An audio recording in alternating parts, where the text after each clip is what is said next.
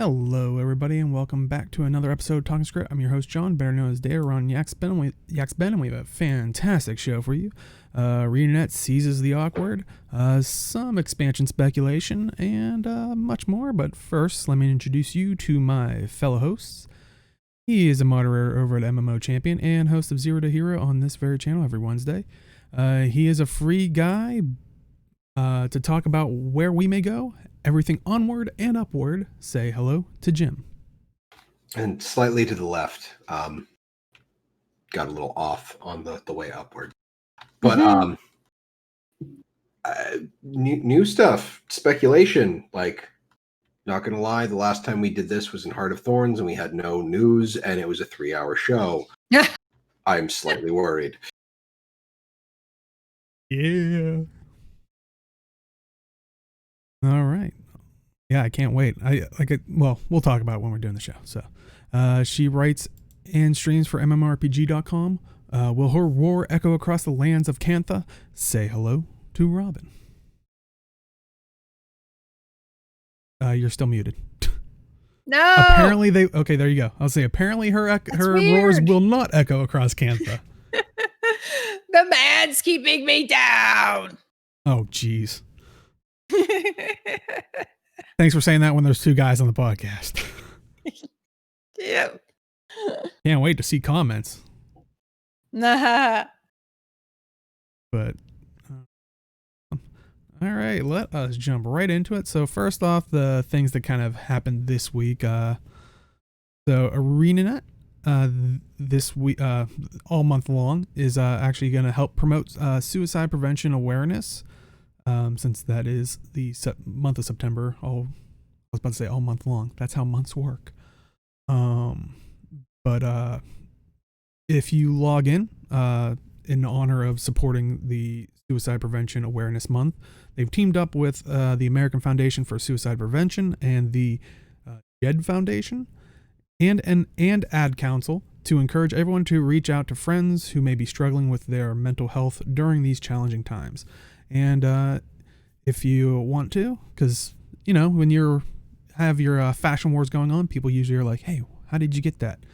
You can do that with these two free items in the Gemstore. One is the tonic, and you can see that on the left from the Asuran. Kind of puts out the little chat bubble thing that's the symbol for the Suicide Prevention Awareness Month. And a similar outfit shirt that you can see on the char there. So, but yeah, I like the speech bubbles. Mm-hmm. Yeah, that will be put into your novelty section. So yeah. Yeah. But yeah, definitely, check that out. And it is an important issue. If you or someone, hopefully, if this somehow gets to you, the only thing I could safely say is don't think of, speaking out about your issues as a weakness. I think that's one of the toughest. It is such a tough thing. It's probably one of the bravest things you can do is ask for help, Hopefully, and I know when people are in that mindset, it does feel like troubling someone or something like that, but if people truly care about you, and I'm sure you can always find at least one person, but I'm sure there are many. Get the help. If you know anybody who struggles with issues, don't wait for them to reach out to you. Check on them occasionally. Yep. So definitely a good cause, and like I said, you can get a little bit of stuff for yourself and to kind of maybe spread the awareness in game, since maybe some people don't traverse the gem store as often. But yeah, so any other thoughts on the month-long event thing? It's just nice to see that they do stuff like this. Yep.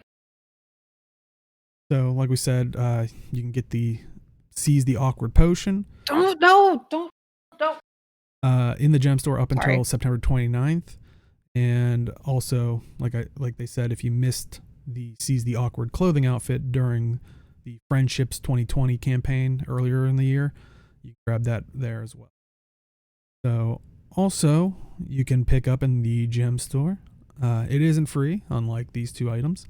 It is the Immortal Halo package, and you can get the Immortal Light Halo and the Immortal Fire Halo, as you can see there. Yay!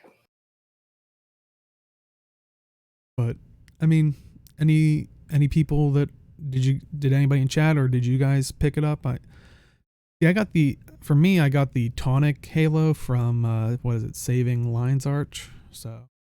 Oh, nice. But I think this is actually a helm piece. Yeah, I looked at it and I thought about the halos, but I didn't bother.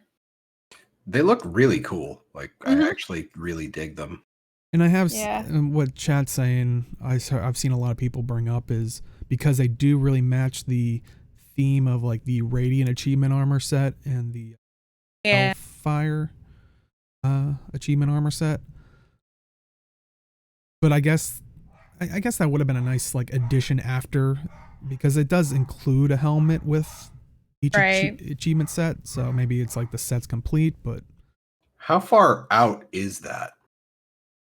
Like all of the Hellfire and all of the Radiant, including the back pieces. I want to say 36,000-ish area. I don't know offhand, maybe, but I think does it. Oh, it's all obtainable. Okay, I didn't know how far out we were on achievement. Oh yeah, you can get them all. I was trying to think of the last number that you would get them at roughly at, but yeah, I know there's people that have been hitting it. Well, the other thing about these halos is both of them, I could see pairing them with some of the outfits, but you can't do that. So. No, I think these halos are outfits, or pairing them with the outfits, not the. Yeah, she wants to pair them. Like she wants, because we've talked before with like outfits. It'd be great if you could just swap the helm skin. Yeah, you can just turn it off. Which was a kind of Guild Wars 1 feature. It kind of mix and match the helmets. Oh my god! But I got confused when you said outfit. I was just thinking in general, a look. I think Arlie and I are having the same problem right now. Yeah, I'm sorry. I keep making. Oh, come on. My cat is like going all around my desk because she is super nervous and weirded out by something. I have no idea what, but she's like just doing loops in a very like, I will find the thing kind of way, you know? Maybe she's weirded out by the great deal you could still get with the 8th anniversary supply drop requisition. Because I know you guys talked about it last week. It was the beginning of the 8th anniversary supply drop thing where you could get all the stuff you're seeing there. But it was at a heavier discount. This week, it's at a slightly less discount for week 2. But don't worry, if you do get it now, you don't miss out on week 1. You do still get week 1 stuff as well as week 2, week 3, week 4. It's just it's going to be a little bit more expensive than week 1's cost. So I think it's what, $25.50 now? I believe somewhere around there, yeah. And that changes on Tuesday.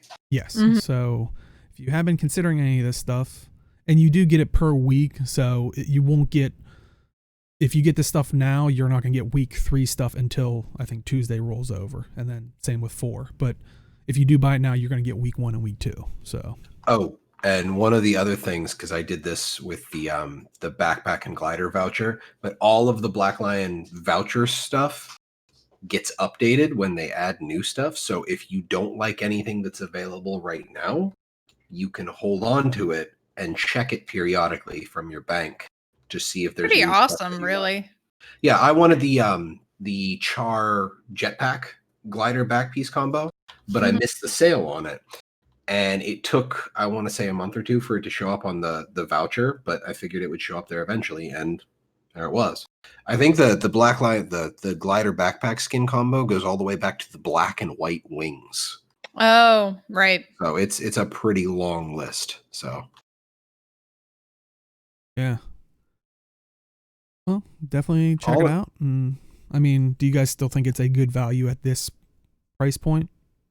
For all the stuff going off of what QED said about the mystic weapon choice that's in week 4, currently the only, I believe what QED said, the only way to get mystic weapons is to buy them in a bundle, 2,000 gem bundle with yeah, I think another outfit. I think some of the appearance packages, which yeah.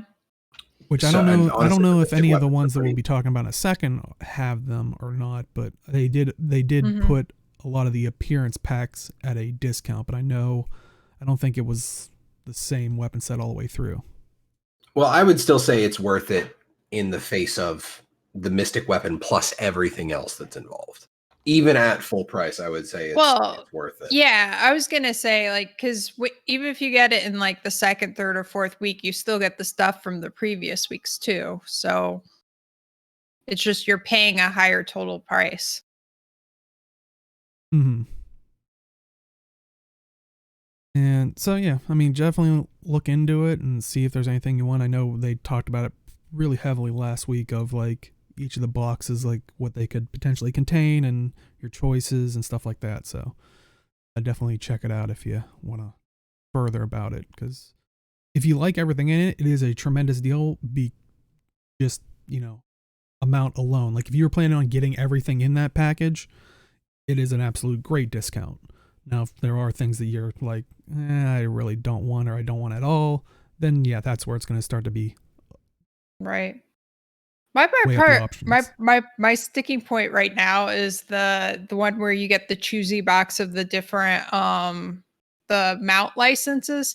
I need to spend some time looking at what's in each license so I can decide which one I want, because like just by the names, I don't remember enough about what they look like, Mm-hmm. I went with one of them. I went with the branded roller beetle, if only because I didn't have anything for the roller beetle. But the branded roller beetle leaves a really cool trail effect on the ground. Yeah, I don't think I'm likely to ever get another roller beetle one on purpose, just because I have the armadillo one. So Oh, okay. I can't imagine not using that. Yeah, definitely pick that up. And like we said, Tuesday it will increase in price again, but still be a discount from the full price.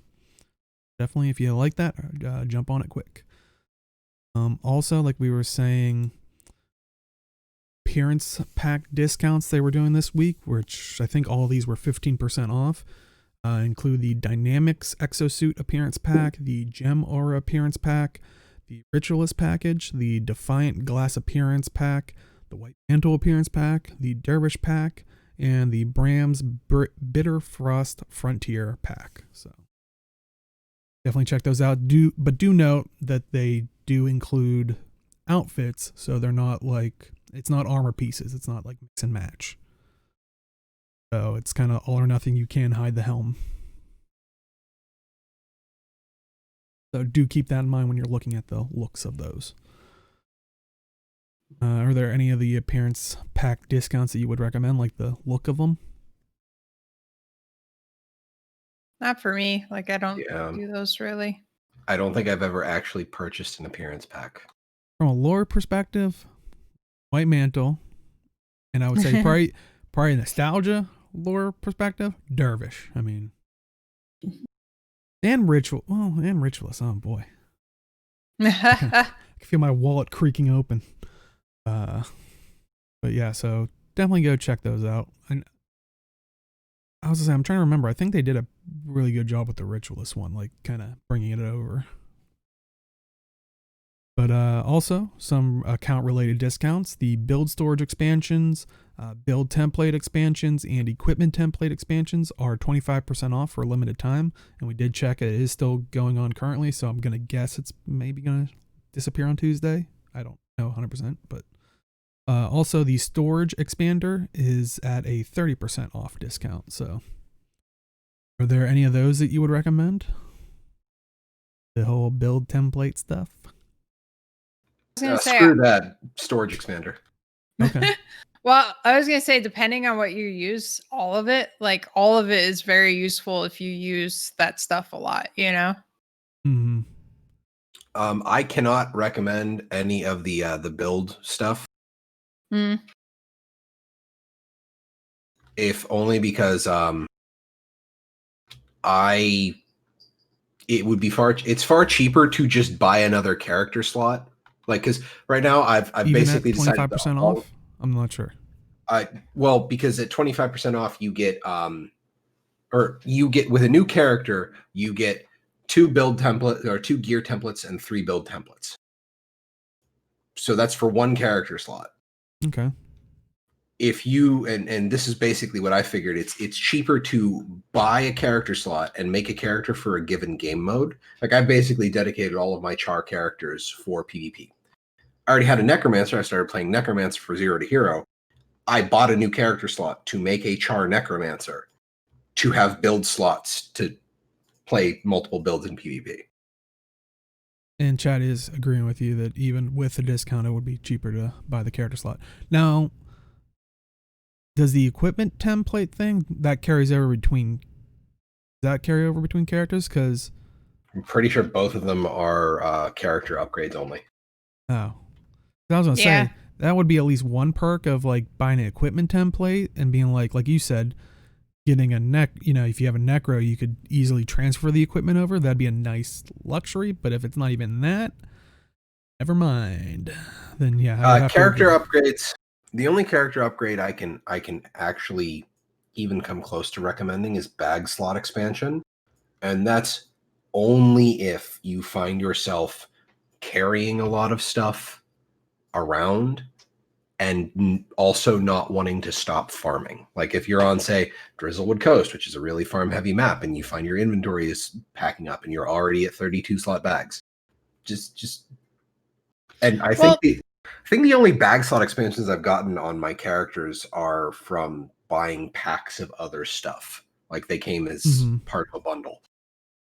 Still kind of expensive to get 32 slot bags. Like, if you don't have them, I would consider getting the expansion even if you can't necessarily afford getting the 32 slot bags, because then eventually if you do get them, it's just that much room you have, Yeah, it's something you can upgrade into over time. I think the only reason I have one 32 slot bag is from doing the Boreal weapons achievements. And I know you were suggesting the storage expander at 30% off, which I do think that is good, because for people who don't know, when you have in your bank, when you like just click the little cog in your inventory, if maybe for new you don't know this, you can just instantly deposit all collectible, all the stuff to your material storage. It goes up to 250, whereas every storage expansion puts it up another 250, or is it? So okay, yeah, it's a stack. You can buy 7 of them. You can get up to 2,000. So yeah, you can do 8 that. stacks. But see, for me, I was like, oh, that's great. But I thought, and this is originally I thought it increased all your stacks in your bank and storage in general, because I'm a hoarder. I would fill the 2,000 stuff and still have room. So say if I would tend to put that stuff in the bank so I can just quickly deposit again.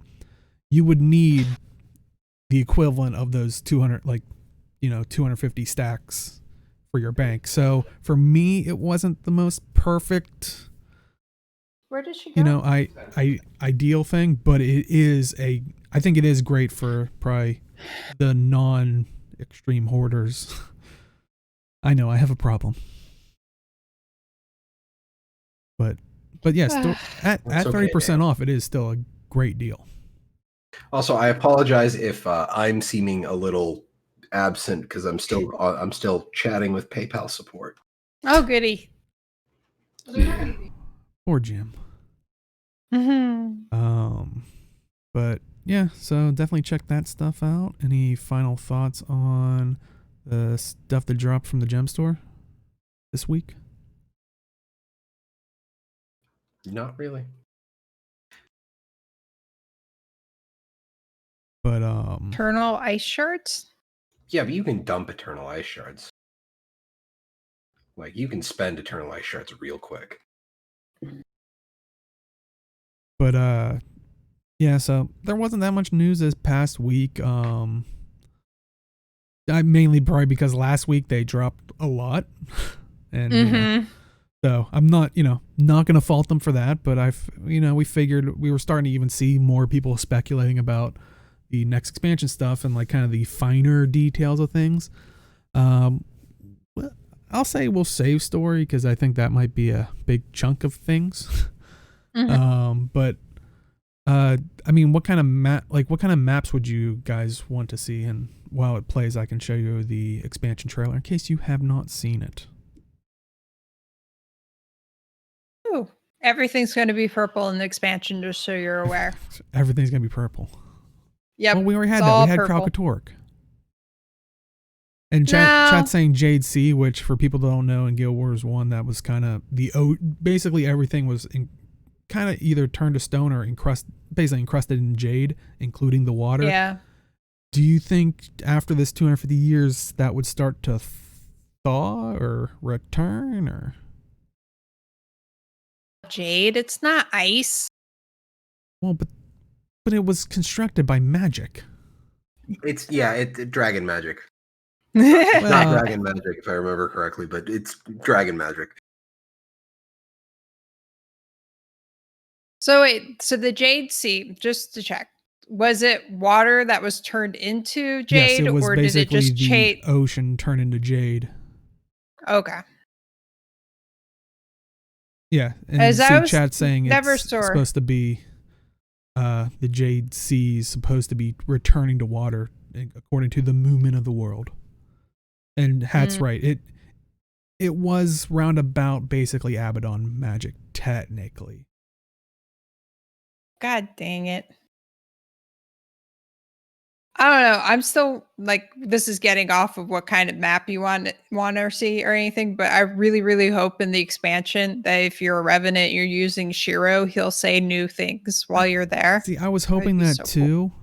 Cool. And then I was like, did we really get that? Like when Glint, like you have the Glint legend and you're interacting with Arene or like. Yeah, so but still. I'm hopeful it'd be cool, but I'm not exactly expecting it. Oh yeah, I don't expect it at all, but I really, really would like it.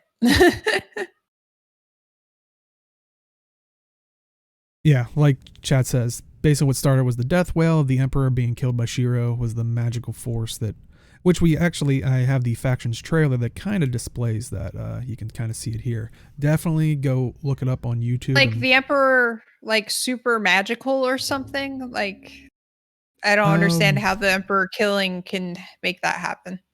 Magic. Well, I think it was a combination of things because if you play the faction story, the person that kind of sets it into motion, you find it out in like one of the beginnings, so I don't feel bad about. I won't go further into it, but. You kind of like learn a little bits of the history of Shiro. And someone started with like kind of putting in these thoughts of doubt of like, oh, he's going to like the Emperor's going to replace you and like basically turn on you and kind of put that idea of you turn on him before he can turn on you type thing. And what you find out in, I think it's like Nightfall, they kind of allude to it. It was a fortune teller that told him that. And the fortune teller was supposedly a minion of Abaddon's, that was put there to kind of set the things in motion. I was going to say, you can never trust oracles. They start up all kinds of stuff. Exactly. Because most oracles speak in vague statements. And then people interpret things how they want to interpret it, and then there's problems. It would be like chat saying they expect the Jade Sea area to still be partially covered in jade. It'd be kind of interesting if like you could somehow damage parts of it and it would like almost be like it's like in jelly form right now. So you can like hit it and like just gush like actual water since it'll be like in some kind of weird like middle state possibly. Jadebergs. I just want to say, for as old as this trailer is, the fight choreography was damn good. Yeah. Oh, yeah. But yeah, there's the kind of explosion thing happening that turned everything. I want to see the Jade Maw as a world boss. Yeah, I wonder if that actually exists somewhere in the water, especially now that it's thawed and potentially there's a connection to bubbles. Is that a creature of bubbles that Bubbles has tentacle monsters. Got it.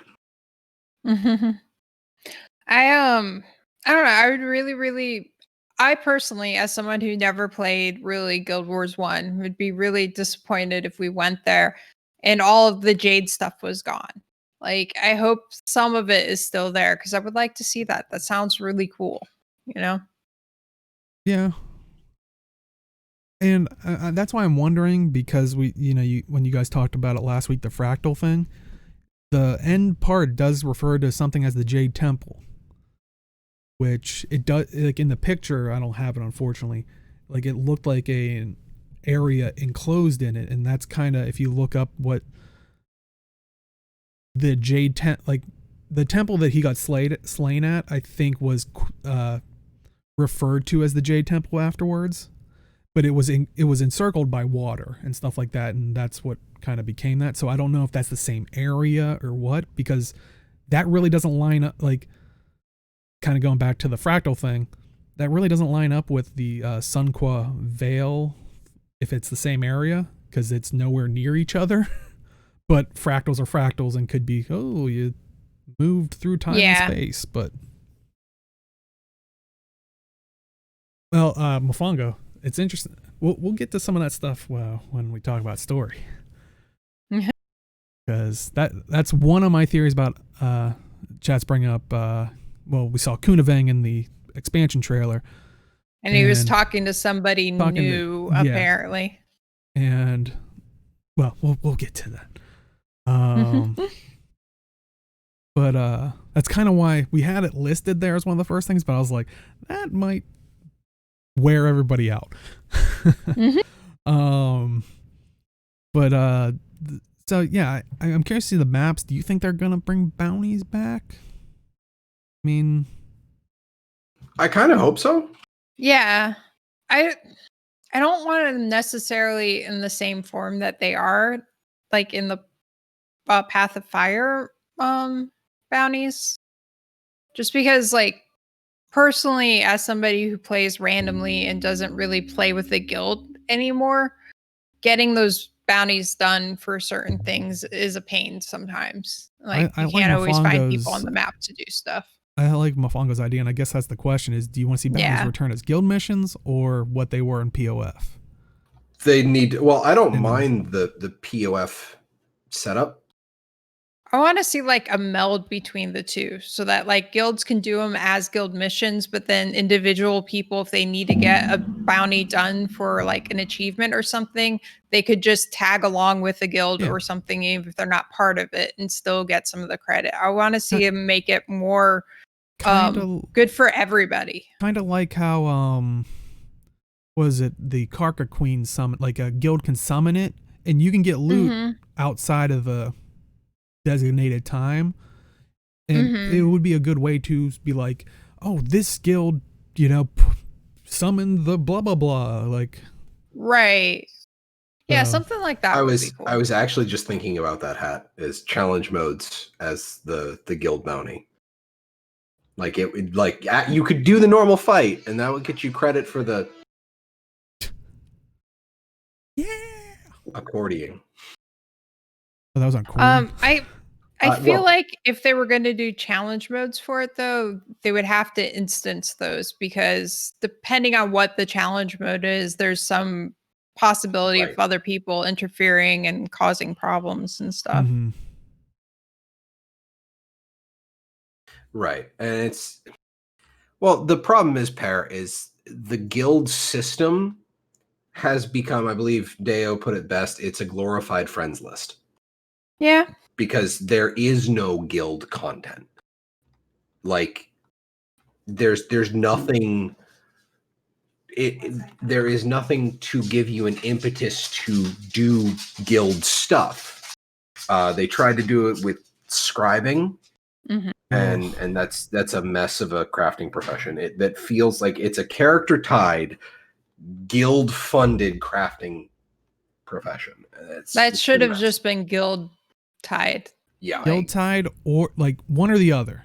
Like don't. And then there's also the wonkiness with guild hall instancing that makes it very hard to get people in the same guild map or get people in. Like, I don't think you can bring people into your guild hall with you. If people walk up to it, can't they guess to it? It's been quite a while You since used I've to done be it. able to. Yeah. You used to like- be able to bring in people I not was in gonna your say, guild. it's been quite some time, but I thought you could.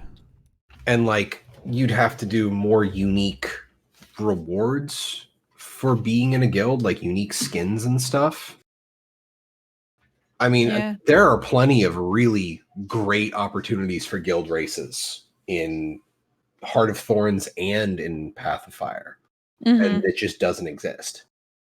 And Yeah, it was actually no. I was just gonna say it was something I talked about some in my last Guild Wars 2 column, where I was talking about some of the reasons why I'm kind of like at a weird place with Guild Wars 2 right now. Is one of the reasons is I'm not really in an active guild, but I also don't really feel drawn to find an active guild because like there's nothing to draw what you are- to it. Right. Like I don't want to do raiding. I just don't have time or effort to put into that.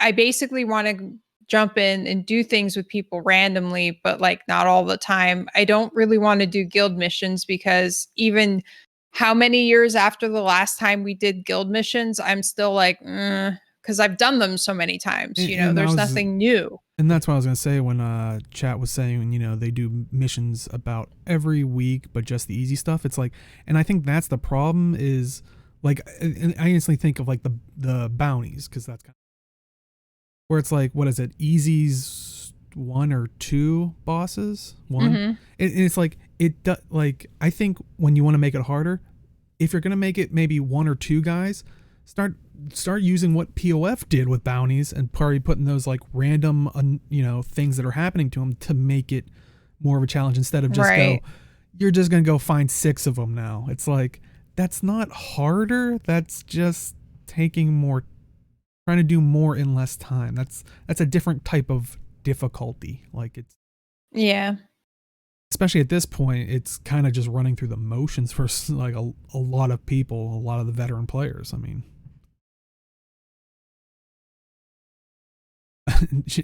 chat saying they, and I think that's the thing is, and I think that's why like Jim was saying, I've constantly said in the background, it does feel like a glorified play.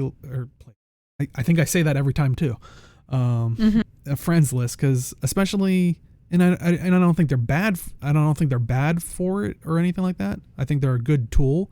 But a lot of the guilds that are like, the Taekwondo Terror Squad, or like the ones that would form up, it's like specifically for, it's like that could be achieved by uncapping friends list and adding categories.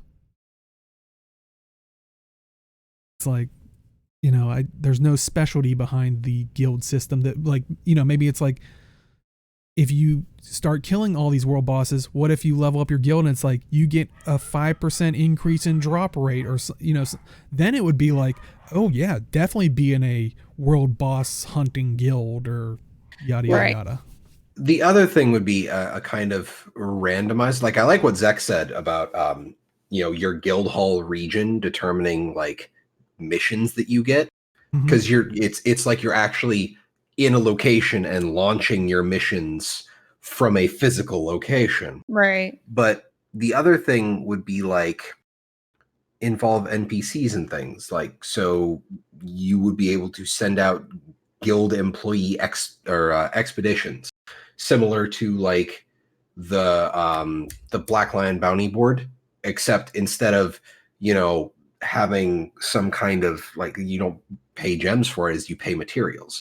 Okay, so you need X bundles of silk, you need orichalcum, and you need hardwood or something. Like, you have to provide materials in, the expedition goes out, comes back, and then people can pick up a bundle of rewards from what that expedition does. So technically, as long as people are feeding stuff in, they get more out of it. Like, it could be like junk items that sell for like like large chunks of silver or even gold, more materials out based on where the expedition went to, just for flavor, basically. Yeah. But that kind of thing where like there's a recurring, like, I'm funding something and I have employees for the guild that aren't player characters that go do stuff. Right. I think there's a lot of potential with the guild halls that just haven't been realized as well. Like there's so much more that can be done with them to really support guilds and help them be like a thing that matters in the world, you know? And I mean, I think some of the other stuff the chat was saying, like they'd like to see in the expansion, was Tengu, updates to the guild system, which is kind of what we're talking about, Role World restructuring, a new Borderlands for the green team, which I would agree, like that would even it up, type of, you know, Mm-hmm. and mastery changes. And I mean, I guess that's yeah. What do you think is the next thing for like the mastery system? Like, where are we going to go from here? Well, to go on some of Zekriox's points, I really feel like they need to do a Canthan themed Borderland now, because the Desert Borderland is obviously Elonian themed. Mm-hmm. Yeah. Elonian. Elonin. Okay. So we've got like Corteria, which is like Ascalon and all the other like human-y areas as of Guild Wars 1 that you like. The Prophecies campaign basically is what Corteria was, right? Mm-hmm. Ish. Mm-hmm. Okay, so then you have the Desert Borderlands, which is Elonian themed, and then you go to Cantha, and we can get some of those areas, and that would be great. I was actually talking, me and Krista were actually walking the dog one day talking about how to get Tengu in, because there are Tengu in the Pact. So you could totally have the Tengu slot into the personal story. The only problem is you also have to basically get two voice actors to do all of the voiceovers required to go from release day content up. Mm-hmm. Which, I mean, you'd only have to do once. And I think we were talking about it in the Tengu, even the remodel, they basically use the same rigging as the Char. Mm-hmm. I think. Yeah, that's what people have said. And you're right, Mofongo, is like you can kind of sort of get the scrying pull, but the problem is more just the business side of things of getting all of that voice acting work. Mm-hmm. It's a lot of initial investment to get Tengu into the story, which, I mean, people could just jump all over and that would be great. Or I think I've said in the past, kind of do what World of Warcraft did with the Death Knights. You have to make it so far into a story to unlock Tengu, and then maybe have an option of when you unlock it, you can switch your character over. And I don't think you have to make it a lore read. Well, I suppose then if the Tengu were basically going to have a completely separate storyline that dovetails into the main game, they would have to introduce an NPC commander, and because technically all of the plot in Guild Wars 2 is single player. We are all the commander. So you could just have the Tengu player character be another person of equal importance, and the commander becomes an NPC in their bit. So it would be the Tengu being some kind of important Tengu character joining Dragon's Watch. And then when the other 5 races hit that point, it'd be the important Tengu character as an NPC joining Dragon's Watch. And and the whole time for all the new stuff, he'd be like, let me confer with my Tengu friend over here. And that's when that character can make the decision in that story.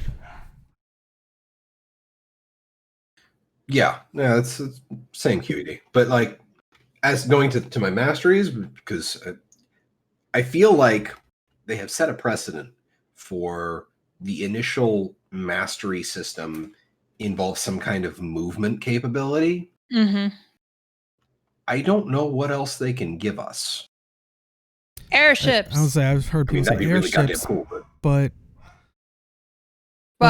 all the airships in Guild Wars 2 crashed, so that's another good point. Yeah.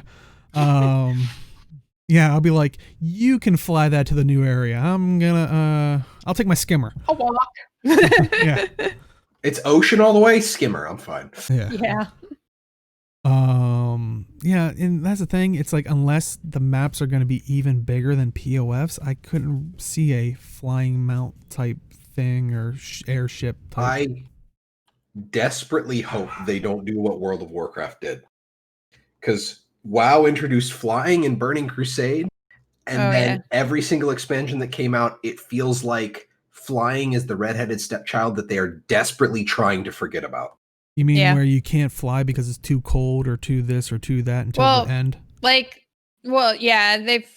They've admitted that they kind of regret putting flying in because it fundamentally changes how a player interacts in the world and progresses through things, which is one reason why they've now made it for the majority of every expansion. You cannot have flying because they lock it behind as 2 achievements.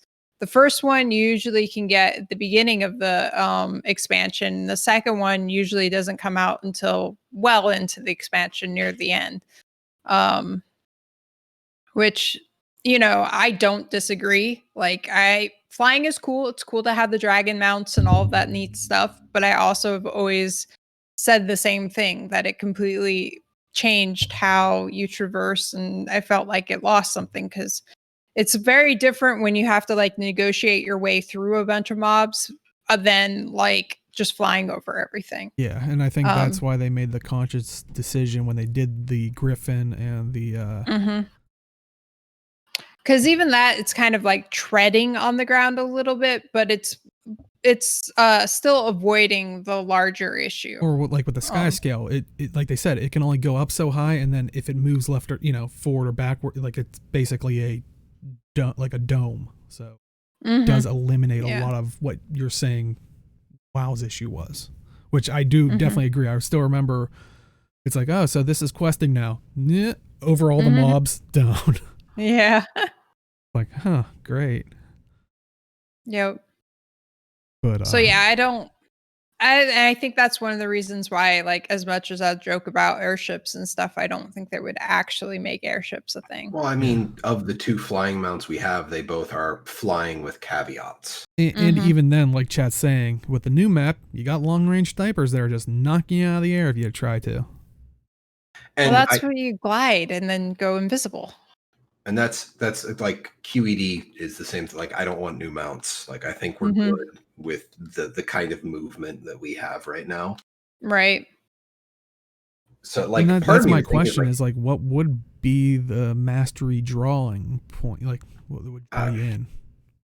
I would part of me wants to know how bombastic they're going to go with the story. Cause what if we get some Crouching Tiger, Hidden Dragon stuff?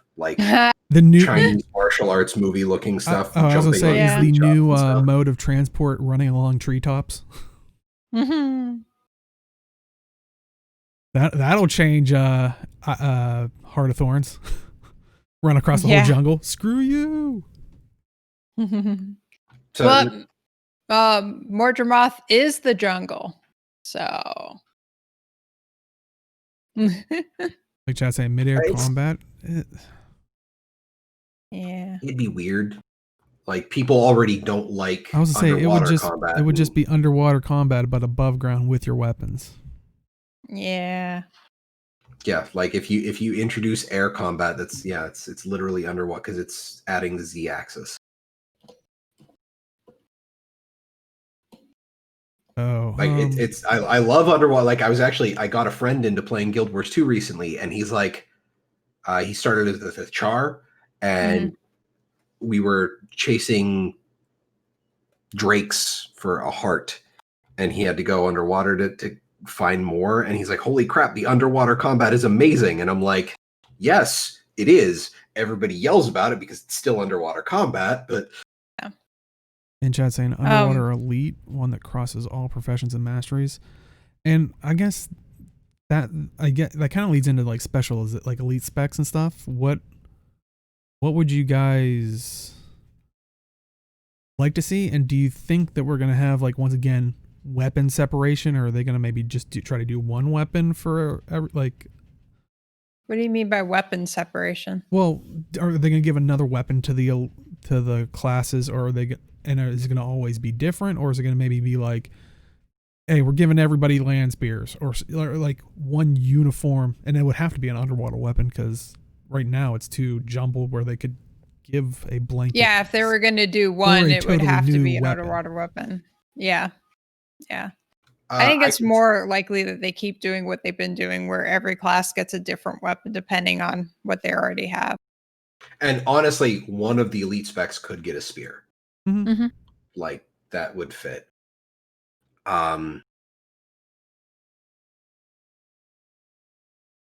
want to see Ritualist, and I feel like it would fit in Necro really well. Funny you mentioned that.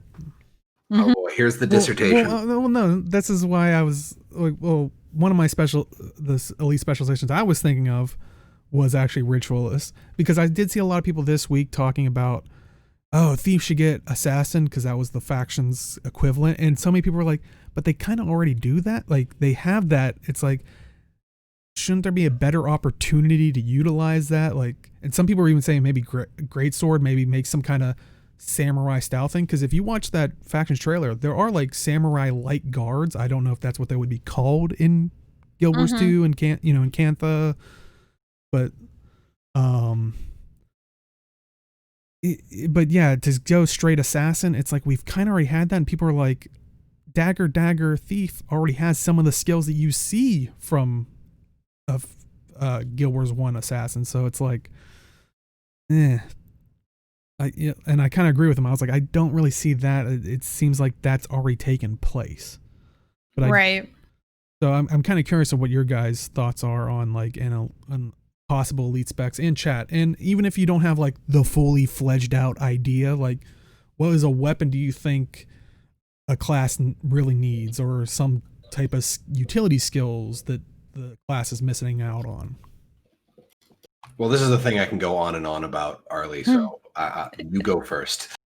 Well, I was just gonna say we were talking about it some before show, and I was thinking that I'm not sure what I really would want to see on Elementalist, but actually, after thinking about it a bit, I think it would be really cool to get the Greatsword on Elementalist, like because we kind of have it in the Fiery Greatsword, but like have it full on with all the different elementals and stuff. Like I think there's a lot of interesting and different things they could do with it, and it could be fun. My ask for the only thing is, if you're using Fiery Greatsword as the template, it kind of already meshes with staff. It just becomes the massive AoE melee weapon instead of the massive AoE ranged weapon.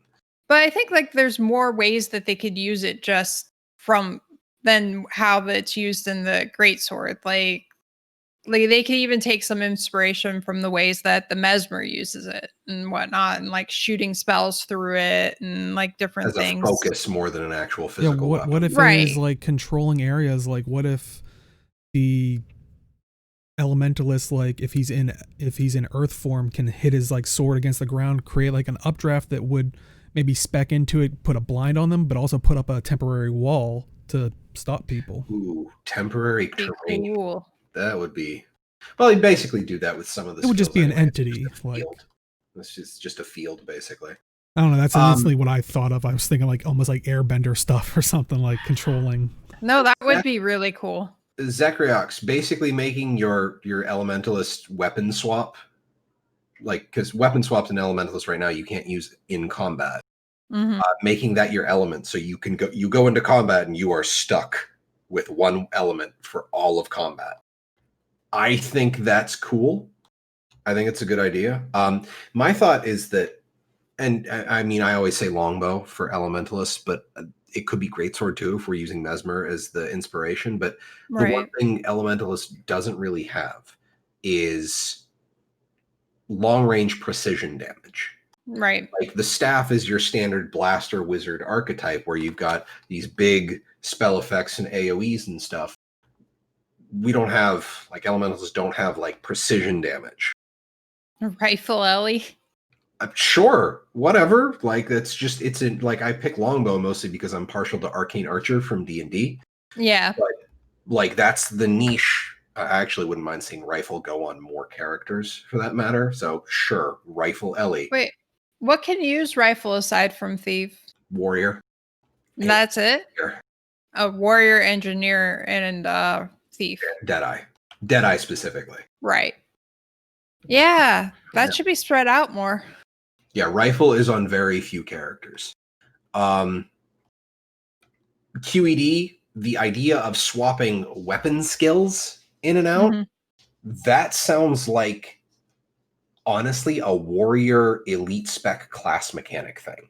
Honestly, I would have liked to have seen something like that in general, but maybe as like a feature that would have been in between expansions, like when they were saying how, we were going to have expansion-like features for the living story. That would have been kind of a cool way of changing things up, but, it's... You're not wrong about that, Zachary, because I was actually just thinking about that since the invention of gunpowder came out of China and we're going into East Asian-themed area of Tyria. New weapon, fireworks. Sorry. I mean... I want a Norn-specific skill called the Dragon Bash, and when I smash someone, it just shoots fireworks out of them. The Dragon Bash. Yes. I love it. So the thing is with like going back to my thing with Ritualist is and this will sound weird, but technically the spirits would be turrets. Funny you mentioned that. Well, take it away, Dayo. Well, I think you were saying you were going to go the Necro route. I was thinking it goes the Revenant route because it's very much... Ritualists kind of really stemmed back to tuning with like the ancient spirits, like their ancestors, not so much the gods themselves, which really kind of plays into like the Revenant calling upon those specific entities. Now, what if the elite spec, is the Ritualist? But one thing with the Ritualist was those, if so many people remember those jars that you would hold and could carry around and drop. What if they were, and you gotta stick with me for a second because I know we made fun of this in so many times in the past, but it's basically kind of like the Warriors banners. They'll give like certain buffs and they can be picked up and placed. But what if what's the skill called? The one that's over top of it that like you can trigger that the flip overs? Well, it's like above your weapon skills. I always call it the F2 skill. I don't know. The function keys, like the class mechanic. Yeah. What if that triggers it? And because a lot of those jars were the different spirits. What if when you trigger that, the jars, wherever they're placed, the spirits pop out and they turn into those turret type, like those, which were basically kind of how Ritualist spirits worked, where they were stationary spirits, and then so basically they get it would kind of sort of be like sand shades, but every one of the function keys would drop a different spirit effectively. Well, the utility skills would be different jars, and you could place them wherever you want, but they would also give bonuses. The F2 skill maybe loses those abilities, but creates a spirit out of the jar to start casting. Maybe that's right, because F2 does stuff for Revenants instead of just F1 being the flip. I forgot they got another function key. Yeah. That's a cool idea. And because that would also kind of give them like one thing that I know Tavik and I always brought up was we would like to see like a minion master type thing. I've always thought seen it was people... like Scarlet, but I think this could work as well, especially with it being so close to what Revenant and Ritualist were. Yeah, I remember Tavik and Red Wolf, like, and us all way back in the Heart of Thorns days. I was like, what would be the next elite spec for Revenant? And it would be like Scarlet, Rifle, Minions, Condi spec. And what would be even better? What legend? What other legend could there be? Master Togo. Boom. Telling you about like Cantha, which kind of going back to what Arlie would say, I would love to hear if you had like Togo and Shiro legends together. They'd probably be like bickering back and forth. Don't think it would happen, but I would love it. That would be funny though. More to Zacharyox's point about Gundam engineers. Geez. I absolutely love the idea of giving engineers a mech suit. The only problem Joko is a Revenant spirit, actually. QED brings up a good point. I, as like another evil quote unquote spirit that Carnivax is saying, Another evil. What other evil one do we have? You have Shiro and... No, he's Technically, fine. He's friendly. I love him. Did you see the I'd trailer I assume just Balance played where he stabbed the Emperor in the back? He had a And good reason. And casted all of Cantha into jade and stone? Like, yeah, he's a good guy. You're sounding like me with Abaddon. I'm just saying. Reason. You're starting to sound a little crazy. And that's coming from the crazy guy. And going, like, for the whole mech thing for engineer, I feel like the only problem is, like, I kind of want that to be more like... So I was thinking as, like, a Golemancer, because I like Ranger pets, and I was thinking about between this and another Necromancer Elite Spec idea, Flesh Weaver, where it basically gives you a pet, and then it's kind of similar to Holomancer, where, like, your different traits customize how the pet works. But, like, Golemancer, you'd have a super cool golem thing, kind of like Timey has Scruffy. And then your elite would be to get into your golem, and then you do the flip over and you'd have access to more weaponry and be able to pilot it better. So now I'm just thinking what Chat's saying about Joko and the rate. Tribble. Oh, I was... Yeah, on that note, I'm I was going like, on. or if you switch to Joko as a Revenant, you hear Irene say to you, "Oh, yeah, I'm hungry." Or you go into the place and he just starts screaming like, "Get her away! Get me out of here! Get me out of here!" No!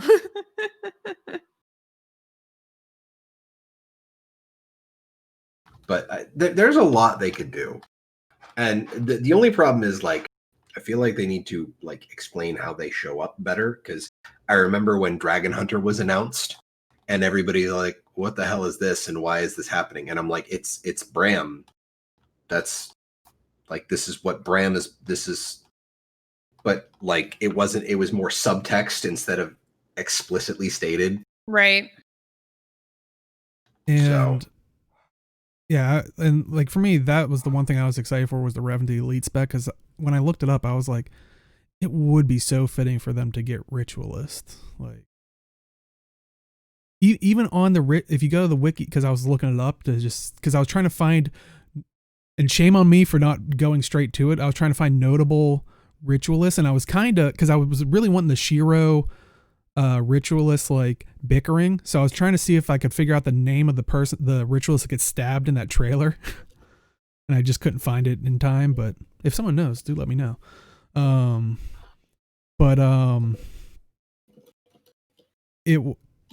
was trying, like, I was like, I was looking things up, and even in the Guild Wars 1 page of Rituals, they say there's a similar page about, like, these mentalities, and it literally links you to the Revenant. I was like, oh, yeah, that would be a pretty fitting... Because I think that's the difference between... And they even say that about other magic classes, like the elementals and stuff. They kind of believe into the gods, whereas ritualists themselves, they rely on their ancestors' knowledge and channeling into the mists type thing. So, and I mean, Revenant is born of the mists, like from the mist itself, kind of popped out. Well, and here's a thought too, like with everything that happened with Krakatorrik, are the mists still, like, recovering from all of that, or like how do we know?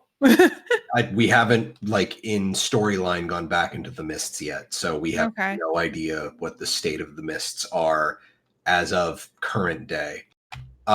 To talk about your point in chat, Arlie, about doing Samurai in a Chinese themed expansion, I thought that was one of the problems why they never wanted to, like, really, like, bring Cantha back, is because, like, Cantha was kind of just this kind of mishmash of East Asian cultures altogether. Well, and I think in the end, the problem was the only like sections that threw a big fit about it was the Eastern culture, because if you look at Prophecies, it was just a trope on kind of the European medieval kind of fan. Like, it wasn't like it took aspects from different cultures of it. If you go to Nightfall, it was different aspects of kind of like the African cultures and stuff like that. It's just, it was. Unfortunately, it was a blend, but I guess people took it personally. Well, it depends on how it's being done. I think one of the problems with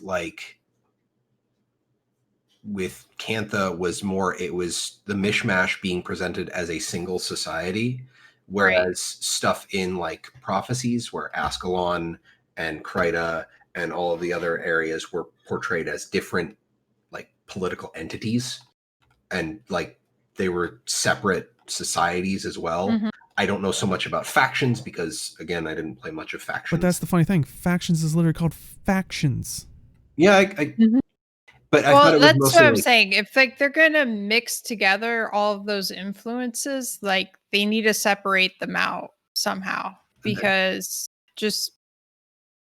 I mean, it's just one of those things. Yeah. Like blending all of it and making it one. Like it may not be a big problem for most of us if we're not none of those things, but I know that it is a sticking point for a lot of Asian cultures that, first of all, everybody thinks of Asian, they go China, things like that. So I think the other thing too is that when Guild Wars 1 was coming out, fewer people really played it. Well, not even played it, but like fewer people felt like saying something about it was worth their time. They just kind of, like the people that it bothered originally just kind of took it, let it pass, or quietly were angry or annoyed by it, and knew that if they made a stink, they'd get like side eye and everybody would ignore them. Things are getting a bit more like people are speaking out more about like cultural appropriation and stuff, and it's just like one of the problems with some of Farah's skins in Overwatch are just kind of a mishmash of Native American stuff. Yeah. Whereas she's supposed to have specific heritage, and the skin designers just kind of slapped a bunch of different tribe things all together. So isn't it, what is it? There's one that's Egyptian. I can't remember her name. Egyptian? That's Farah, like it's Farah's mom. Yeah. Farah also has Egyptian themed skins too. Okay. But I remember like something about coming up at some point where she's supposed to be Egyptian, but they pulled some stuff from other cultures in that general Egypt area, and some people were like, those people don't like each other. That's not good, And it's more like, and I hate sounding like really picky about this, but it's one of those things where it's like the world, like having the world be complex, where seeing where all of this heritage comes out to makes the characters more depth. And yeah, Farah is Egyptian, and I believe they referenced that her father was Native American. That bit. And like chat says, like you can see like they're breaking down like, yeah, Cantha had like Chinese Japanese influence, like that was kind of the basis. Then you got into some of the factions of factions, like the Kurziks and Luxons were totally different, like not even kind of related to that. Like they're saying had like remnants of German and nomadic pirates, and I think that was the problem, and I hope like people don't take this as a negative, because I feel like nowadays people will. I think at that time they were rightfully oversensitive about it, because like you said, if you just look at factions, yeah, you think Asian theme, but like look at what Chad is saying, like you had German influence, nomadic pirate type thing. And I'll admit that I'm wrong with the whole statement where it was presented as a monolith, because like I said, I didn't play it. I didn't play as much as I actually played more Prophecies than any other campaign, and I didn't play much of Prophecies. So and that's why I'm saying I think they were rightfully oversensitive, because this was when did factions come out? Because I know the game came out early 2000s. Yes, but during that time, like Arlie was saying earlier, is a lot of Western people, when they think, or was it you, Jim, that was saying it, was like as soon as you say Asian, it's like, oh, China, or they think either China or Japan, where there's much more in that, and especially being NCSoft is Korean based, I think that culture is defensive of that image being portrayed in Western culture, and they maybe didn't want to push that further, and that's maybe why they were so iffy on it, supposedly. So, I hope we don't go to the route of like it had like it would be I think a disservice to the story if they were like, oh, this is this is all of Cantha, but these are the people that follow more the Chinese inspired philosophies, and these are the people that follow the Japanese inspired philosophies, and these are the Korean inspired philosophies. Because then it would be like, how many factions are there now? Well, they could kind of have a separation between settlements, but they would also have to have a lot of settlements. I mean, we have no idea how much chaos the area was left in after the end of everything. Well, it could be similar to how they did Path of Fire too. Like each map was pretty different than the other maps. Like they all had a very different feel and setup to them, even though they were all like deserty and stuff. So, I mean, it's not impossible for them to do. No, it's just, I don't know. I feel like it would be so segmented and disjointed, and I think that's what made it a fantasy world, was they meshed things that kind of worked together and like made their own story around it and pushed it forward and made it a unique thing based off of, Asian culture in general. But I don't know. I personally never felt like they were calling out certain aspects, but granted, I'm not of that nationality. That descent. Yeah. So but yeah, so I just felt like it didn't stray as differently from the other campaigns that they did. But what part of this are we just calling this one general big? This probably is expansion speculation. But okay, got to know for the timestamps. General speculation mishmash. Yeah. But yeah, I mean, so I guess story wise, we had the trailer, and I could throw it up there again, and I do have a theory about this, and kind of got enhanced by us looking up specialization stuff too. But I think that the story can really go anywhere, because the factions left, like the end of the story was something about the Ministry of Purity. Yeah, we kind of put a group that was killing anything that was different in power. Whoops. So human supremacists put in charge of the region at the end of the game. Yeah, we kind of tripped up at the end there. I think that's we saved the world, but we kind of broke it. Yeah. Yeah, the trailer just says, "Hey, you're going to Cantha, and Kunavang is going to be a thing." So we really have no idea. This is just pure. Well, also, in order to get from where we are to there, you have to also know where the story we're currently doing is going, which at this point, I'm like, I think even last week, and I've seen a lot of theories, and this just popped in my head, people are saying End of Dragons. This could be where, we destroy the dragons. What if by the end of Icebrood Saga, we destroy him, and End of Dragons is talking about the aftermath of the, ending the dragons.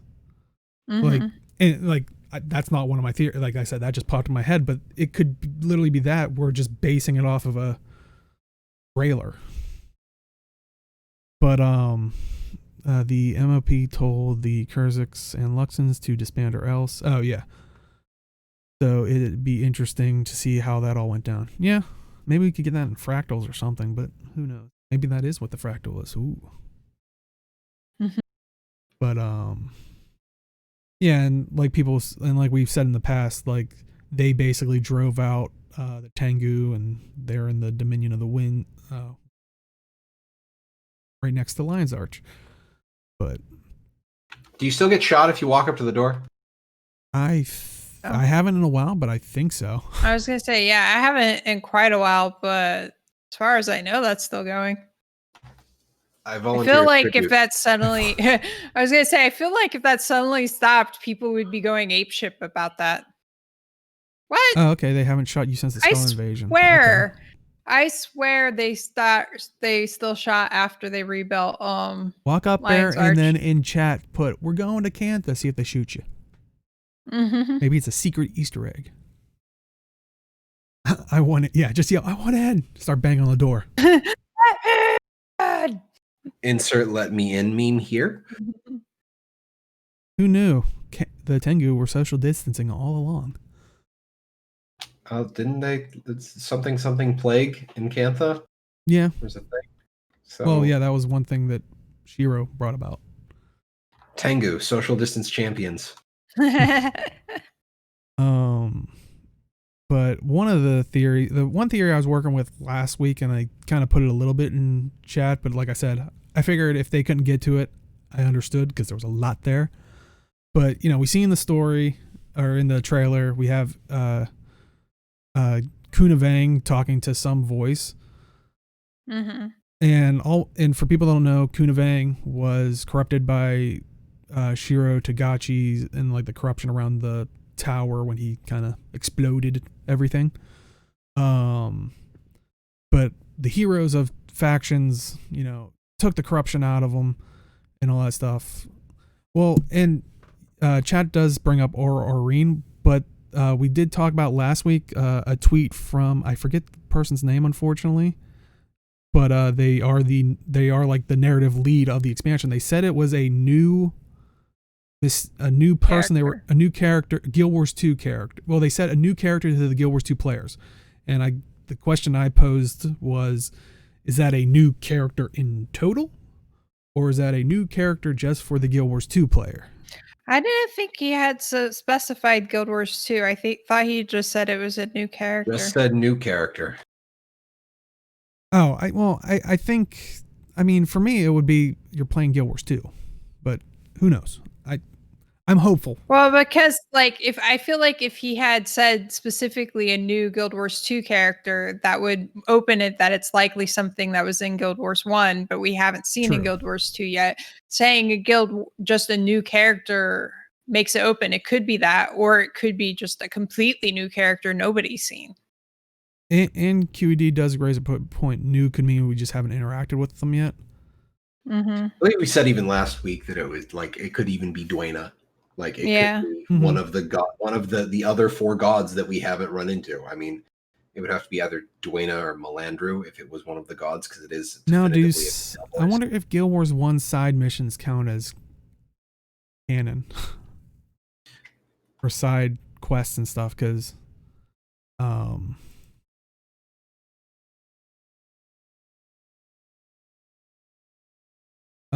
but I guess because my theory was running with, and chat was bringing up earlier was, Kunavang wasn't the only type of that dragon. I think it's Salt Spray. I was also thinking, because we do have, I forget his other name, but he was more found in, I think, Nightfall. Was but the one I want to focus on is Albax, who we find out in one of the side mission or quests, he was the dragon of good fortune, and he was actually never corrupted, unlike Kunavang. But the one with Gorn, was shiny. That's it.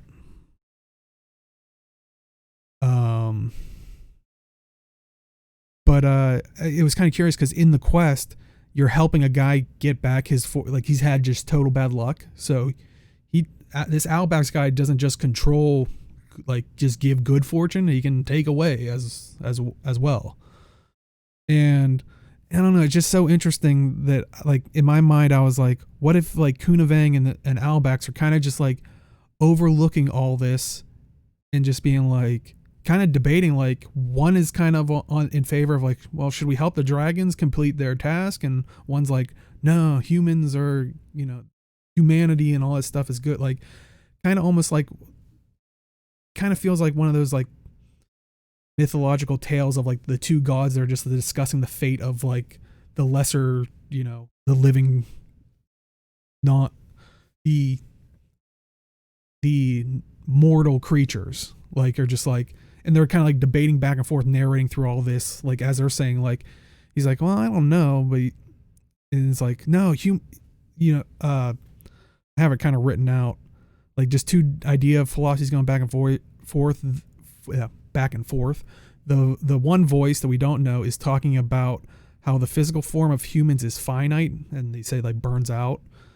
Kunavang mentions how the spirit of humans is what makes them eternal, since he says how they conquered the very land and tried to destroy them. Like, it's not the individual, it's kind of the human. Well, it's more, he says they built new life on the very thing that tried to destroy them. Yeah, which means so it's less of like conquering. It's just they use in the what sense they wanted.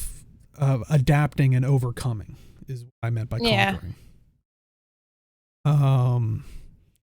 And I'm wondering if the story is going to be that we come to realize that the dragons also harbor that same ability. Because we always say they can live forever. They even talk about they're eternal, but we have destroyed them.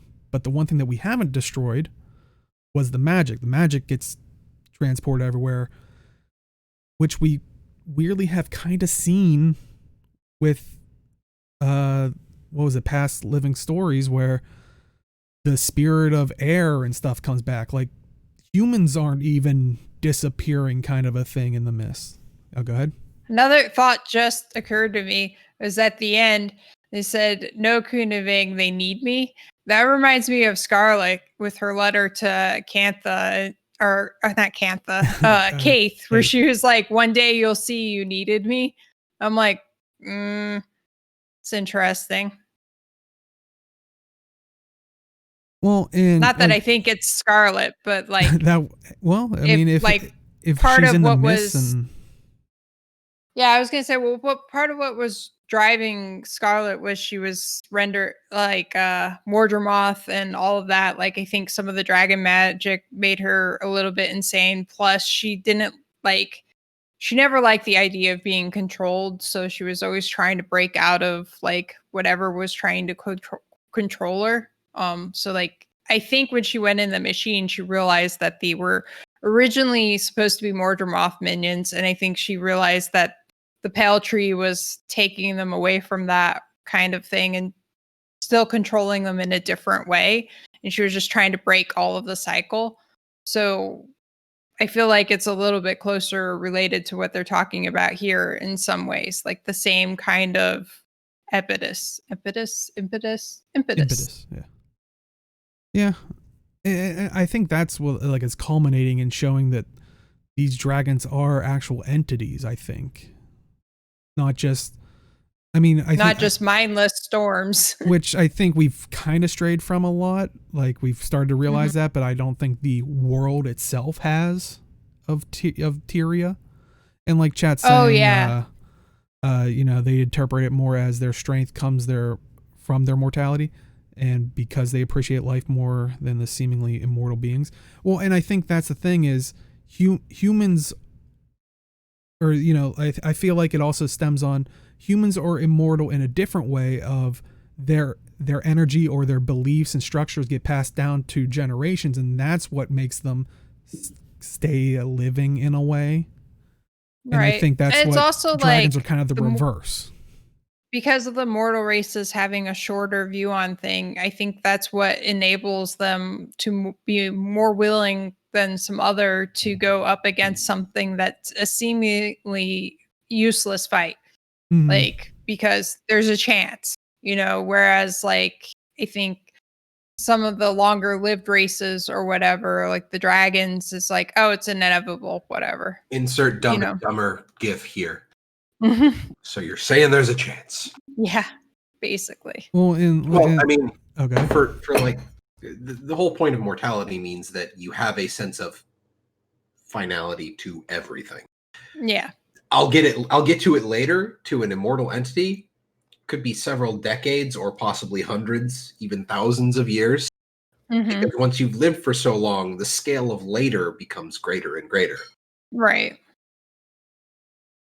And yeah, and then I also wanted to speak to QED's point about the pushing everything towards gods or some other kind of creating entity.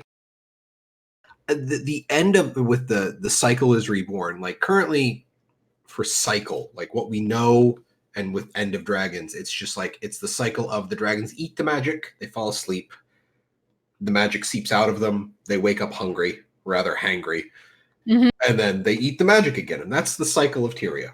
Well, and also the problem is, the gods of Tyria are also mortal. Like they can be killed just as much. So like think of them as like gods that we have here that are like kind of everlasting. And yeah, we've killed gods in the past. Well, we've weakened them just like dragons. We've weakened them and destroyed them.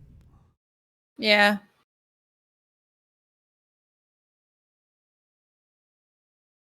I mean, didn't we abolish Balthazar? Abaddon killed. Yeah, Balthazar killed. I'm just kidding. But look, as far as we know, yeah, I know. Dead. The gods left because they fear to fight with the dragons.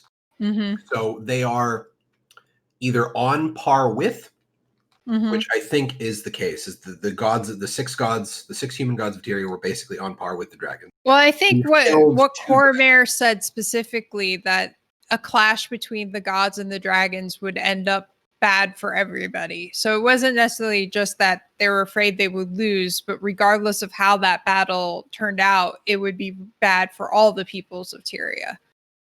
True. And like Chat's saying, they were referred to as no longer gods, but they were still powerful entities that were... Balthazar was, if left to his own devices, was going to kill not one, but 2 dragons. That and didn't Balthazar That's pretty absorb all powerful. the energy from one of the Bloodstones? Yeah. That's part of like how he got his power back. So it's like yeah, the gods themselves were like you're not part of our club, but doesn't mean it's not a powerful entity. But also that means Joko called himself a god. Wouldn't the other gods, if he was really going to be that big of a problem, wouldn't they have just killed him instead of leaving him powerless in the mists? But what if there is an issue of doing that? And they were it's not this. Oh, go ahead. I was just going to say, it's also not just a question of power. It's like when you're on that level, you have more knowledge in general. You understand everything behind what's going on, like how things work. And even just that knowledge is dangerous as well. Yeah, Balthazar was stripped of his powers, but it was given him back because of Ritlock going there. He helped break his chains. But then he absorbed even more power. Like Ritlock, I would assume that maybe the other gods didn't kill him because killing Balthazar would release the magic that Balthazar contained into the world. So they bound him in the mists, assuming the chains were somehow some kind of special. Ritlock finds him in the mists, and Balthazar's like, hey, I can help you find your sword. You need to free me, though. Or something like that. I can't remember exactly. But I think it was reignite the sword, because I think Ritlock had it at that point. So Ritlock frees Balthazar. Balthazar has some of his power, even though he'd been languishing away in the mists. He then disguises himself as Lazarus in some way, shape, or form. The White Mantle then sacrifice a whole bunch of people on a bloodstone to create a ritual to empower quote-unquote Lazarus. All of that magic feeds into Balthazar. Balthazar then steals yet more magic from using Omad's machine from Primordus. Because Primordus is still asleep. And I remember that chamber underneath Draconis Mons. And like, a really cool Chat saying Joko called himself many things. Who called the gods the gods? They brought humans to Tyria and they're like, call us gods. Like, right. I mean, none of the other races identify it. They're like, no, they're powerful beings, but they ain't no gods. Any sufficiently powerful being could be called a god. The gods of Tyria are technically mortal. Like the human gods are technically mortal. It's just like what can kill them other than other beings on their level. Well, and that also makes sense when you think about it in terms of like the Norn spirits. In their own way, the Norn spirits are god-ish, but they can still be killed too. Well, and I think Mofongo was hitting upon a little bit of where my theory was going with stuff. Was Because I think finding that interaction of like that similarity between how humans have an eternal aspect versus their finiteness, where the dragons physically can also be killed as much as we know, but their magic kind of lives on, which is kind of like their spirit of a sense. Because we kind of see this, the interaction kind of gives us insight and literally humanizes them. You know, like the video says, those who face eternity easily forget what a lifetime means. And it just made me think of when we fought Kralkatork at the end. He showed love to his offspring and cried out to a mother figure. Like, as soon as this tormented magic kind of got separated from him, he was just he was a creature that was like, I can be a friend, but it was already, you know, too late. He was imploding. Like, right. That and he had literally lost control of, like, that was only a small aspect of his mind that was capable of speaking to the commander and Aurene at the end there. So he had already lost control, and that was just some small fragment of his consciousness that was just basically saying, I can tell you these things, and I can say that you can do this better than I did. And yeah, and in the end, he was fueled to consume as much magic as possible, which I think plays a part in that. What was it, corrupted magic, whatever that we were fighting inside of him. But I think if End of Dragons does end the dragons, as in I think maybe the reign of dragons, not necessarily killing them all off. I think we will see. It kind of plays into like what QED was worried about of like, oh, what's it going to go into now? But I remember like an early interview type thing where they talked about originally Guild Wars 2, like very, very early on. Like the idea was meant to be looking at battles versus gods and demons, or demons and angels, I think they said. And I'm wondering if we're going to kind of go back that route, but not necessarily. We're not going to be like the gods are coming back type thing. Maybe we'll deal with them, but I don't think that they're going to be potentially a driving force. Because I think what we're going to realize is maybe Mother is this magic type thing, which is the magic and power that creates entities. I mean, in Guild Wars 1, we had entities that were created out of the mist itself, and usually it's demons, which we'll get back to slightly in a little bit. But I think, like you were saying, the redistribution of magic, storing it and stuff, trying to move it, and we see Guild Wars 1, the gods, like between, if you looked at different campaign booklets, it was like, oh, at one point the god was in charge of this type of magic. So I wouldn't be surprised if they worked out into the lore that they'd kind of trade off powers every once in a while to maybe move around the magic. And I think we're seeing that with the dragons currently to try to balance things out as best as possible. But if you destroy them all, it's going to go all wonky and who knows. But I think that was, going back to good guy Abaddon. That is what he was trying to do, is give magic to the world, to distribute it, to keep it balanced, to keep it dissipated and stuff like that. But the gods wanted to keep it contained because they were hitting that powerful, being that powerful. But as soon as you get too much magic, you become corrupt, kind of like what we saw with Kralkatork. You're no longer what you are. You are an entity that wants all the magic. I can only assume that, even going back to QED's point previously, is that like the cycle is reborn. It's going to be, I still feel like the whole goal here is to replace the entities that regulate magic in Tyria. Mm-hmm. Like, I feel like that is, we've got Aurene. We're still down 2, basically, because we had a replacement for Kralkatork lined up. We didn't have one for Jormat or for Mordremoth or Zaitan. So we've still got a very strange singularity going on here. And then we broke Balthazar open and let his magic into the world. So we technically have an equivalent 7th entity that we need to balance out here.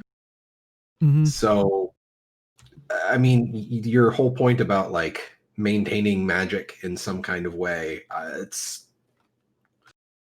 It makes me wonder what because like what's Aurene gonna do as this kind of limiter?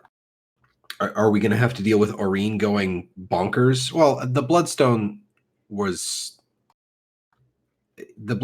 were stopgap measures, basically. Yeah, And they were containers, but I think they were temporary things that didn't work. And even the Bloodstones were, if they're capable of a small weakened cabal of humans shattering one and releasing the energy into a single entity, I don't think I want to create more of them. No. Because that seems like way too easy to let that go elsewhere. Didn't they have to that's kill Elder Scrolls people Online. to create the Bloodstorms? Sacrifice many people. Yeah, yes. to fuse it, they had to kill thought. the king of the humans at that time. I guess it was all one faction, if I remember correctly. Used his blood to infuse the stone so it could lock it in. Hence why it was called a bloodstone. Yeah, that's what I was saying. I don't really want us to redo that. I mean, we got... Blood magic is bad, yo. Blood magic is basically bad in literally every bit of fantasy where it comes up. There's a reason for that. I don't think I've ever seen anything remotely blood magic-y ever. There's the closest you get is their gray area sometimes, where if it's blood magic that you're freely giving and doesn't cost the person's life, it can be okay. But the problem is the draw of power and always wanting more. And eventually what you can get by force is much more powerful than what you can get by people willingly giving, basically. Oh, that's a thought, Zach. I had a theory that Vlast was sort of integral to Glint's plan to balance magic. Maybe Kunavang could replace Vlast. And I mean, you see that interaction back and forth, but because what is it? Doesn't Kunavang say isn't he the one that says they need me? Or the other voice, I'm trying to remember. In the trailer at least. But honestly, that was my theory last week. Looking up stuff for this week, it was the other voice. It kind of made me think, because I was trying to find, like I said earlier when I said, the Revenant's ritualist person could be Master Togo, because I was trying to find, big named ritualists in the game. I came across one that I've always enjoyed. I even talked about it when a Revenant originally came out. Raza. And I do I do know, you can change. He is a Guild Wars 1 henchman or hero that you could change his primary profession, but initially he was a ritualist. And I'm wondering if he might be that voice that's talking to Kunavang, because it is interesting. The voice talks about, where is it talking about? The voice is talking about how the physical form of humans is finite and burns out. Raza was technically not even a person. He was a construct of the mist. Yeah. I mean, but he exists in the world. I don't think he has to be a human. It's true. He could totally could totally exist as a mist aspect for a Revenant to. Well, no, I think Raza is going to be the entity talking. I don't think he's going to be the Revenant himself ability anymore. Like the mysterious voice in the trailer? Yes. What gender was Raza? Well, it was an entity born of the mist, so nothing. Okay. But seemed more male-ish features, but it was a androgynous entity born of the mist changing. That's not, because the lore behind it is, the mist do form, and they say demons and stuff normally, but if it latches onto a human type form, it can generate that. And that's what Raza was. But if you go and look at Raza's dialogue and stuff, first off, my question is, can Raza die? Could he live the 250 years if he is just mist energy-ish stuff?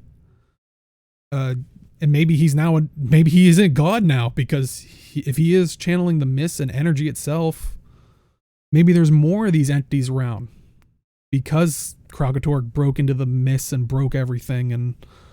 But I really am interested by some of his quotes he has as voice dialogues.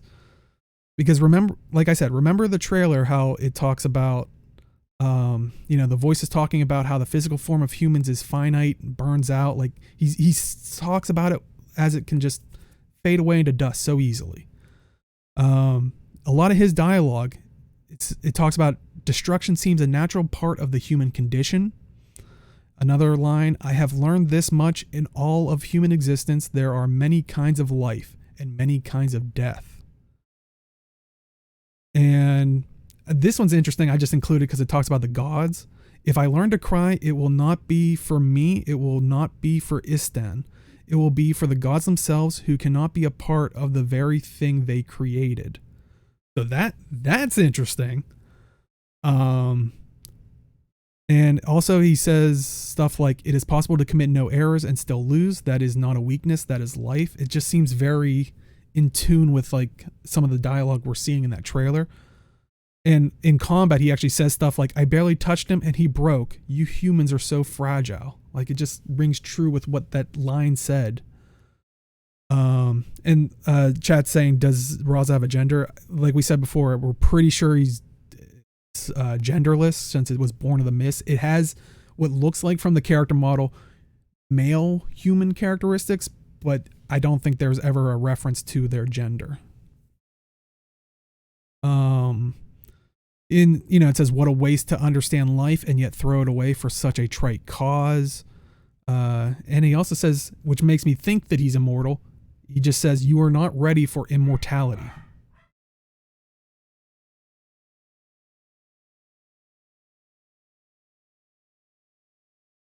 And yeah, chats bring up Lord Odrin, which for people who don't know, made the ability to travel to the mist kind of back and forth type thing, discovered it. Which also this part, I saw this and I was like, oh my God, if this is what happens, I'm going to lose it. You know how last week people brought it up because I watched the episode. If you haven't, go check it out. Have a whole day's worth. Watch last week's episode and watch this week's episode. That'll take out your whole day. Yeah. But people were asking, what about Mr. E? It was that Mr. E who was talking. Interestingly, because with heroes, you can have duplicate heroes in the game, in Guild Wars 1.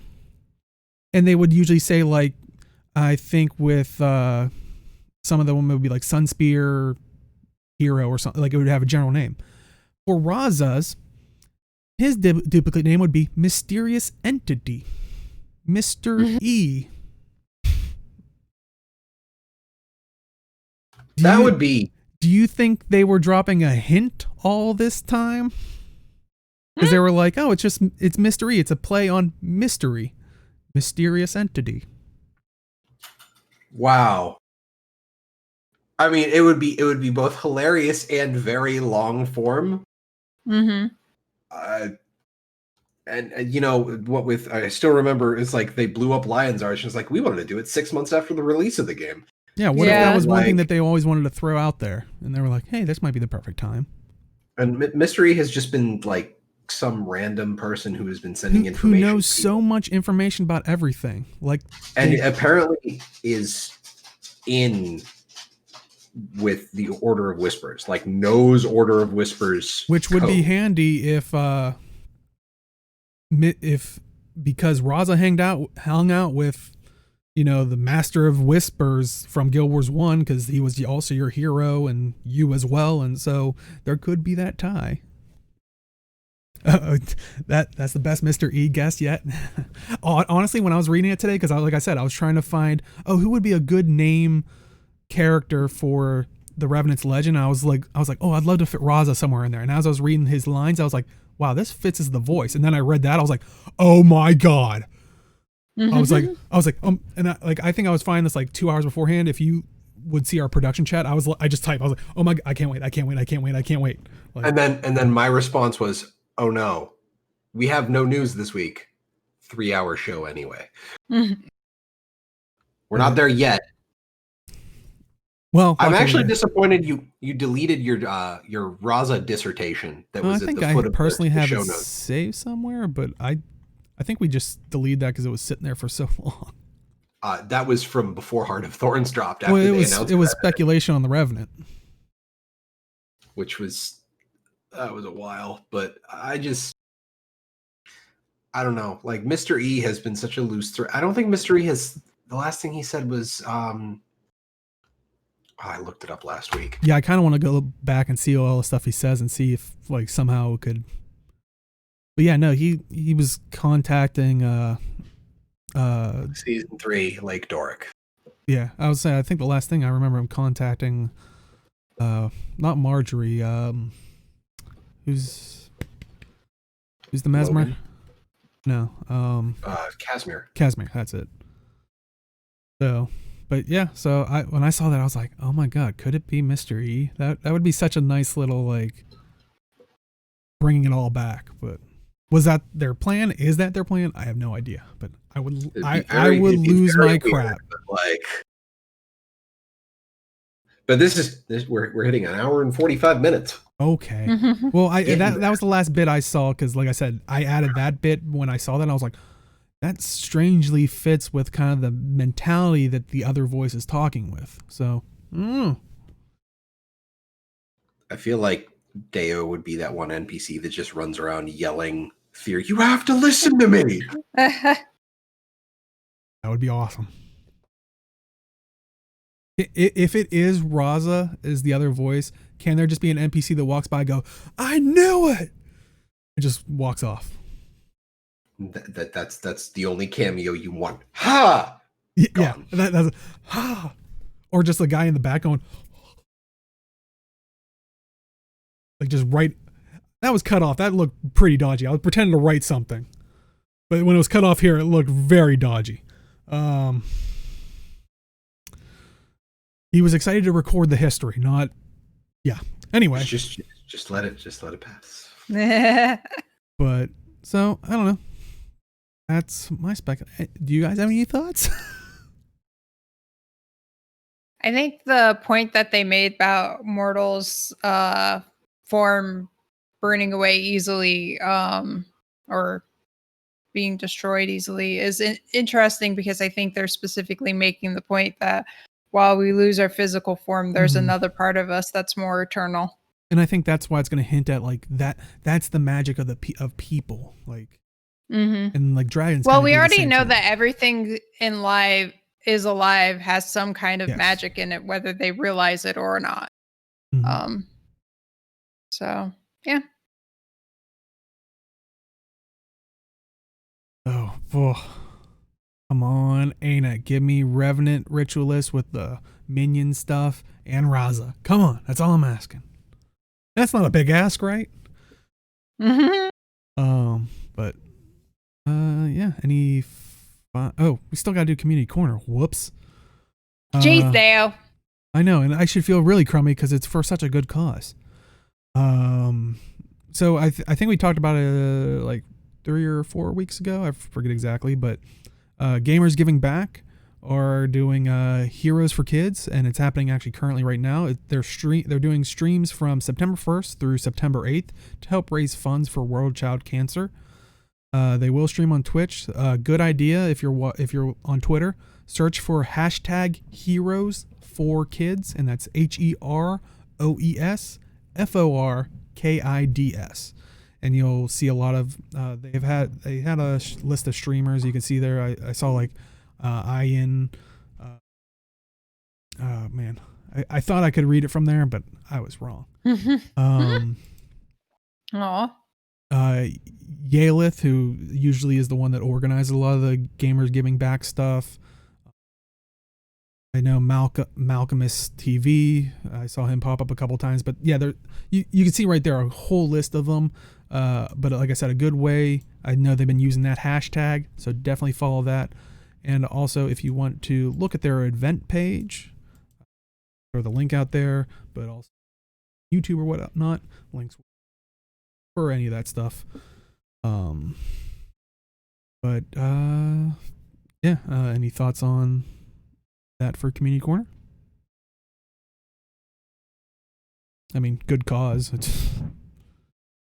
So, you know, Yay. and they even say on there, because there was a little video, but a lot of it's vocal, so I was like, well, we're not going to be able to hear it, so it's not much of a point to show it. Right. But they do say if you can't donate, you know, it's understandable. We're all, you know, everybody's in different financial situations. But if you were able to share it out or, you know, tell your friends about it, you know, just spread the word, that also helps. And I know we've said that in the past. So, you know, help however you can. But, yeah. I think that is it for this week. So, Jim, where can they find you? I can be found on Twitter at MelthanusMMO. You can also find me here on twitch.tv/MadRealms. That's 2 A's in the Mad every Wednesday-ish at 8 p.m. Eastern Time for Zero to Hero, our PvP stream. I am attempting to get good. I think I'm doing a good job. QED, help me out here. Playing Reaper this season. I'm trying to actually have enough games to be on the leaderboard. I'm almost there. I need to do some like off-stream stuff or stream more because I can only get like 6 games in before I start like flagging, because that's about 2 hours worth of content. And yeah. Improvement approved, he's QED says. You're good. Cool. That's great. But like,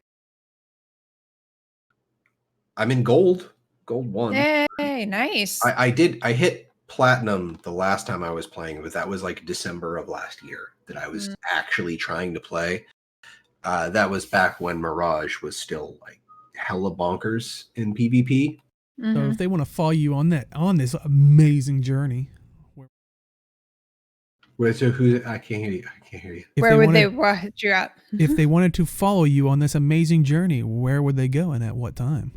They would go to twitch.tv/MadRealms. That's 2 A's in the Mad at Wednesdays at 8 p.m. Eastern Time. Also, for the random times I stream that's not Wednesdays, follow MadRealms on Twitter at MadRealms, and I announce it when the stream goes live. So, yeah, and usually we'll try to retweet it out, so you can always, hopefully, if you're not following that, hopefully following one of us will hopefully get the word out to you. But yeah, awesome. And Robin, where can they find you? You can find me on Twitch, Twitter, and Instagram at Arlie82. Yay. And you can find me at simply_Dayo on Twitch and Twitter. And I've been holding up with it, streaming on Mondays and Thursdays on my Twitch channel, 8 p.m. Eastern to 10 p.m. Eastern usually. We sometimes will go over. This past Monday, I was playing Warframe. I made Abaddon. Yay! He's back, everybody. I knew it. My. He's good guy Abaddon. He gives out buffs and everything, extra loot. He's such a charitable person. I've been trying to tell everybody. But anyway, so we'll probably play more of that. I don't know, maybe play some other games. But also, if you are just popping in, do stick around. We do a bit of an after show, but I do see them yawning, so I don't know how long because I have left them here. I have killed them with all this weird random theory crap, so I do apologize to them. But if you want to watch the episode in full, we do highlight it on Twitch, which is twitch.tv/MadRealms, 2 A's in the Mad. But if you want to catch us live, come to that Twitch on Saturdays at 4 p.m. Eastern, 1 p.m. Pacific. If you prefer YouTube, just go to youtube.com/MadRealms, and that goes up on Sundays at noon Eastern, 9 a.m. Pacific. And if you want the audio version, it should be up at some point on the website madrealms.com, which is 2 A's in the Mad. And yeah, we've been trying to do more here and there of other games and stuff throughout the week, streaming it. We played Uno, last week? Well, last week we played New World, myself, Arlie, and then Tuesday we played Uno with Jim, myself, Age, and Jim's wife, Quotiditas, which lots of fun. Talked about the Shadow Realm. Definitely go check it out. There's a lot of crazy stuff that happened. But yeah, we're trying to do a lot more fun things. So hopefully you can hang out for some of that other stuff. And best way to look at our Twitter, and we usually tweet that kind of stuff out. So that is it for this week. We'll see everybody next time and in the game. Good night, everybody.